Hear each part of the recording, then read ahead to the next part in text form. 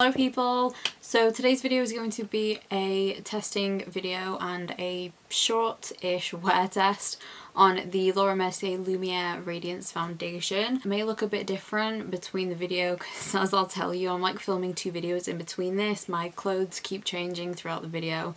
But yeah, basically I'm just doing a wear test and like first impressions on this foundation here. Done like applying it with like how I usually test new foundations. I've done half with a brush and half with a sponge, and this is the end of the day. I forgot to do my intro before, so this is literally the end of the day how it looks, which isn't bad. If you're interested in seeing what I think of this foundation and how it holds up throughout the day, then make sure you are subscribed and give the video a thumbs up as well, and just keep watching. Okay, so my skin's pretty much prepped.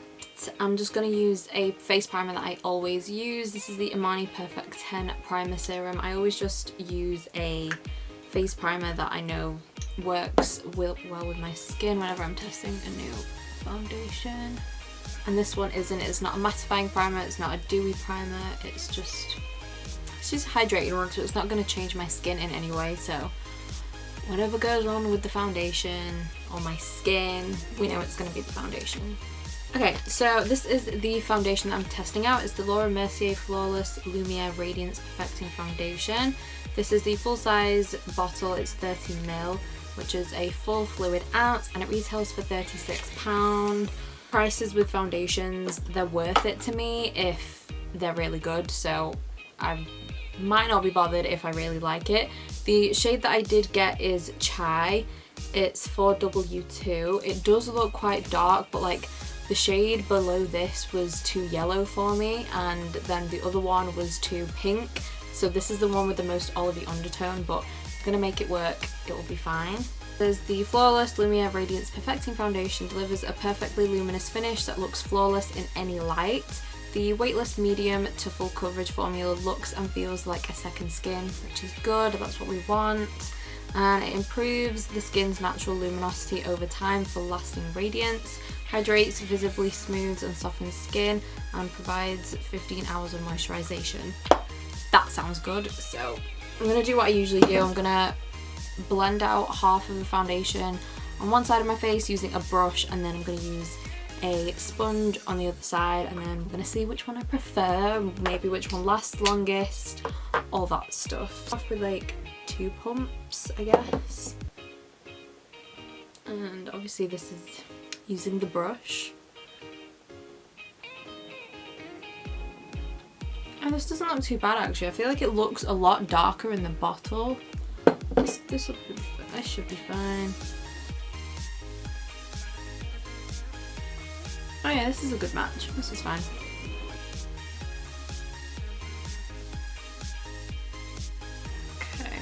It does look like skin, I agree with that. But this is what, I just did 2 pumps. Only like a small amount comes out though, so I feel like it's like 1 full pump. This is blended out with a brush as well. So I feel like you can still see my skin underneath, but it's just blended in really nicely.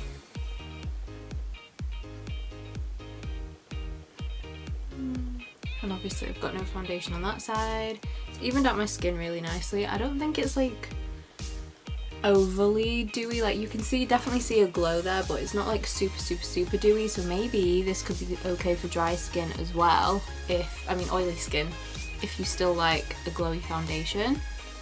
Okay, so I'm gonna go in with the sponge side first, and then I'm gonna do a second layer, but I want to compare one layer with each other, so I'm just using my Real Techniques sponge that I actually need to dampen first. I haven't used a sponge in so long.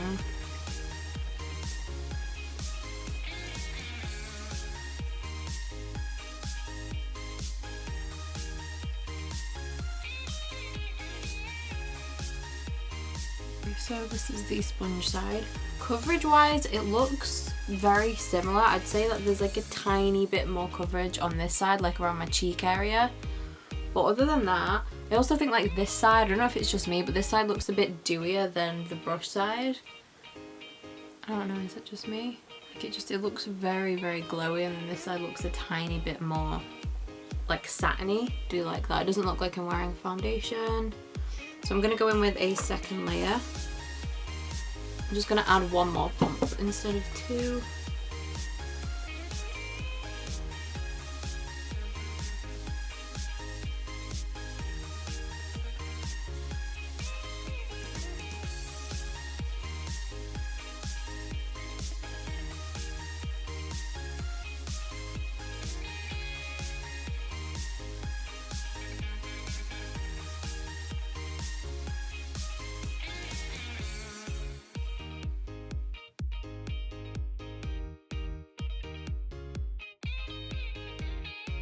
As like a first impression, I think I prefer the sponge side.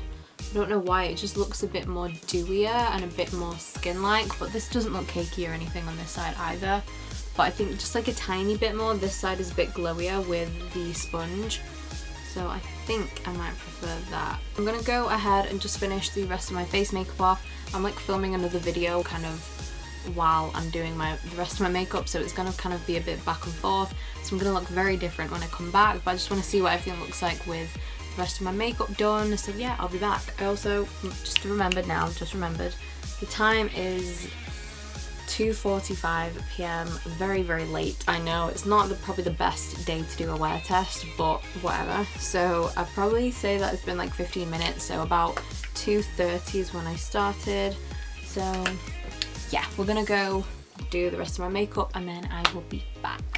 Okay, so I just wanted to show you what the skin and everything looks like before I started to film my other video, because I'm just doing like an eyeshadow tutorial.